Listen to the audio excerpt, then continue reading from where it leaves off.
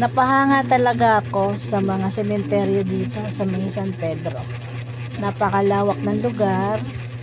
Ayan o, napaka-aliwalas. Wala pa masyadong tao pero may pangilan-ilan na rin na naglalagay ng mga tent. Ayan. Yan pala yung mga kasama ko. Ang sasaya. Saya nila. Sa everlasting peace. Ayan yung mga kasama ko. Nag-ikot-ikot ako kasi naghahanap ako ng mga pwedeng mabigyan ng flyers.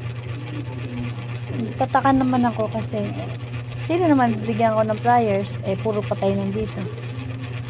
Ewan ko ba sa mga kasama ko. Ang trip. Parang nag-tripping ng ano. Ayan. Sabi ko nga sa kanila, bumangon na para kumuha sa akin ng bahay. Ayan. Nagip namin si kuya naglilinis. Nagpakuha pa kami ng picture. Napakaganda ba naman ang view. Ayan o. Ayan, sobrang ganda ng view. Mga mi.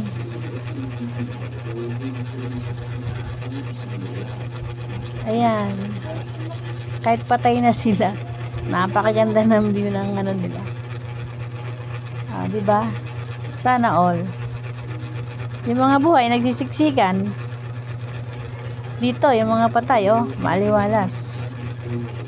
Napakaganda ng view. Bali, ito kasing October 31 kasi to nung kami namasyal. Kaya wala pa masyadong tao.